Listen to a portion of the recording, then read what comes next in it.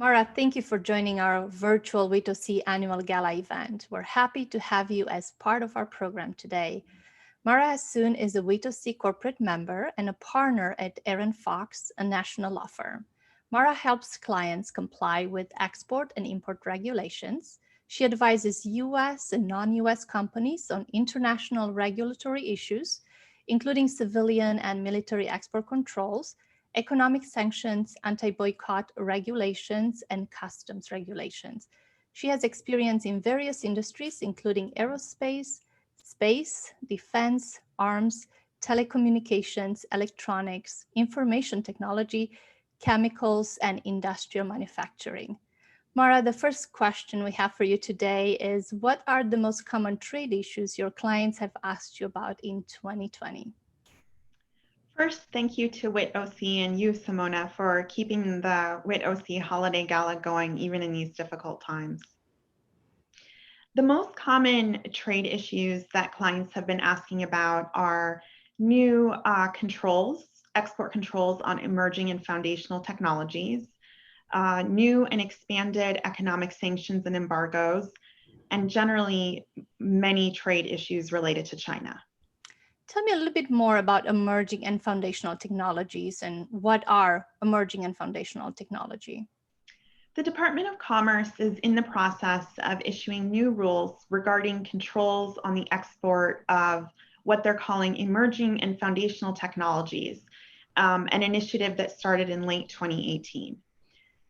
Emerging technologies or foundational technologies are not just technologies, but also items that are currently not controlled for export or are controlled at very low levels.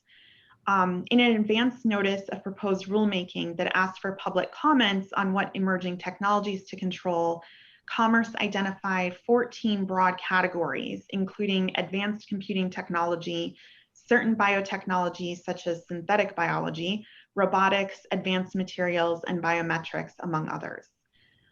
The controls have been slow to trickle out, but from that long list, you can, of the 14 categories, one could see how industry has been a little bit panicked about this. To date, there have only been 2 specific unilateral controls and a handful of multilateral controls, and all have been fairly narrow. Thank you. That's helpful. Go on, Mara.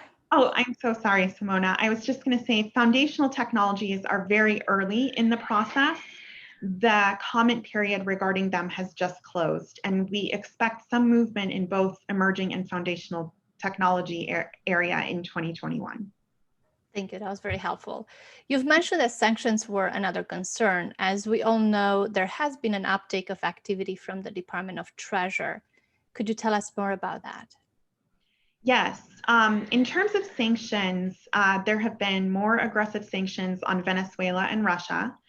There is a newer Sanctions Act, the Global Magnitsky Act, that relates to human rights violations and corruption, and those sanctions have been utilized in 2020. Under Trump, we've seen sanctions against Cuba increase and become more restrictive.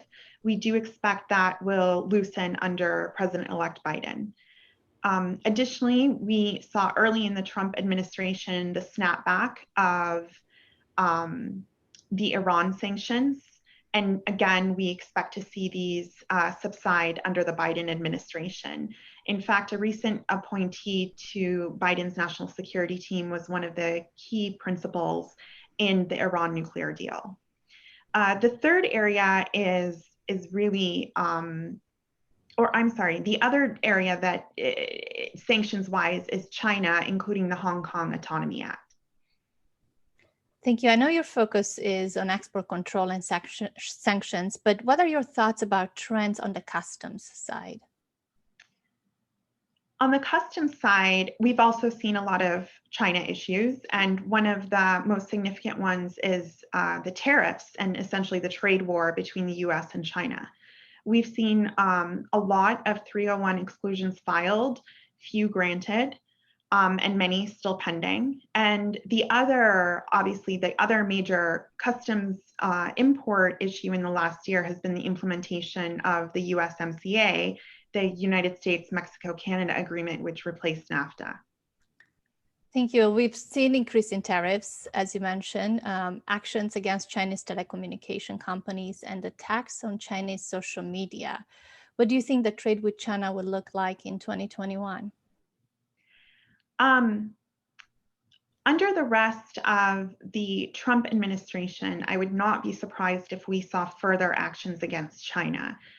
Critically, a lot of the China telecommunications concerns were initially highlighted under the Obama administration. So I don't expect that there will be a significant change under the Biden administration with regards to the US's position on China from a foreign policy perspective. However, I do expect it will be much more structured in terms of how the restrictions and other considerations towards China will be used. For example, we currently have executive orders related to WeChat and TikTok, which I expect will not necessarily be further enforced under the Biden administration, other than foreign investment regulations. Additionally, I do expect under the Biden administration that we'll see additional enforcement against Chinese telecom companies like Huawei, which is in the news much of the time right now with regards to China. Essentially, 5G technology is going to be targeted.